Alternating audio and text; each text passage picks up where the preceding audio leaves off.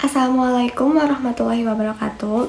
Halo everyone, perkenalkan nama saya Aifatian Kafaradifa dengan NPM 104230004. Pada video kali ini saya akan membahas materi mengenai sistem pengendalian internal.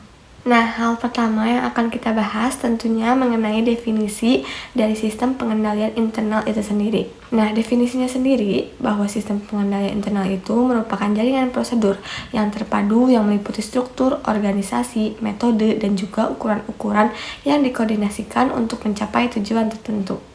Adapun tujuan sistem pengendalian internal itu sendiri terbagi menjadi dua nih teman-teman.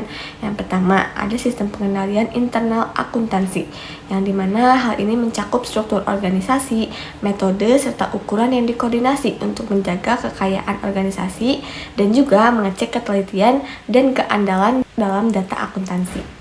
Nah, yang kedua ada sistem pengendalian internal administratif, di mana pada SPI yang ini meliputi struktur organisasi, metode, serta ukuran yang dikoordinasikan untuk mendorong efisiensi dan juga dipatuhinya kebijakan suatu manajemen.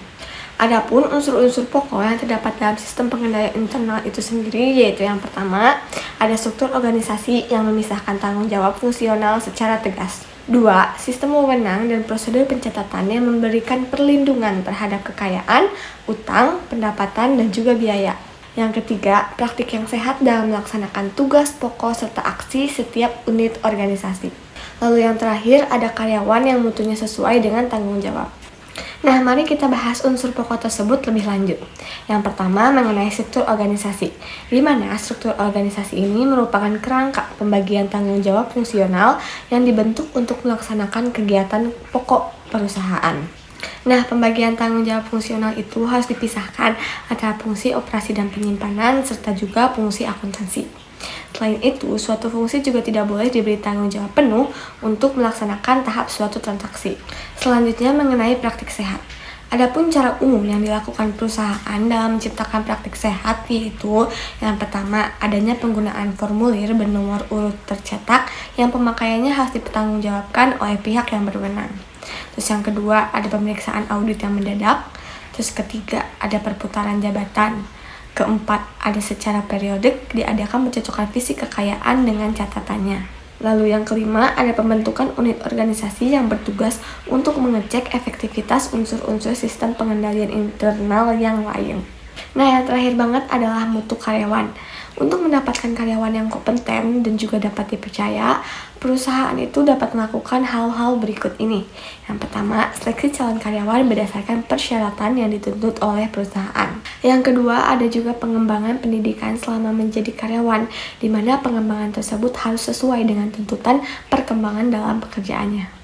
Nah, teman-teman, dalam sistem pengendalian internal juga terdapat unsur pengendalian, di mana unsur pengendalian ini terdapat 4 unsur. Yang pertama, ada filosofi dan juga gaya operasi, yaitu apa yang seharusnya dilakukan dan juga tidak dilakukan dalam suatu bisnis. Yang kedua, berfungsinya Dewan Komisaris dan juga Komite Pemeriksaan, di mana dewan ini memiliki fungsi mengawasi pengelolaan perusahaan yang dilaksanakan oleh suatu manajemen. Terus yang ketiga, ada metode pengendalian manajemen, yaitu metode perencanaan dan pengendalian alokasi sumber daya dalam mencapai tujuan perusahaan. Terus yang terakhir, ada kesadaran pengendalian. Hal ini dapat tercermin dari reaksi yang ditunjukkan manajemen atas kelemahan pengendalian oleh akuntan internal atau akuntan publik. Nah, teman-teman, selanjutnya dalam pengendalian internal akuntansi itu, pengendalian terbagi lagi menjadi 2, yaitu yang pertama ada pengendalian umum. Nah, pengendalian ini meliputi organisasi, prosedur, pengembangan sistem dan program, serta yang terakhir ada pengoperasian fasilitas pengolahan data. Yang kedua ada pengendalian aplikasi. Nah, untuk pengendalian aplikasi ini dibagi lagi nih menjadi pengendalian preventif dan juga pengendalian detektif yang bersifat korektif. Nah, teman-teman, penjelasan terakhir yang akan aku bahas dalam materi sistem pengendalian internal ini adalah mengenai perbedaan karakteristik antara pengendalian sistem manual dan juga sistem komputer. Dalam sistem manual, pembagian tanggung jawab transaksi dibagi kepada beberapa orang atau departemen agar tercipta cek silang dan juga spesialisasi klerikal. Sedangkan dalam sistem komputer, saat pengolahan data diperlukan cek silang yang lebih sedikit.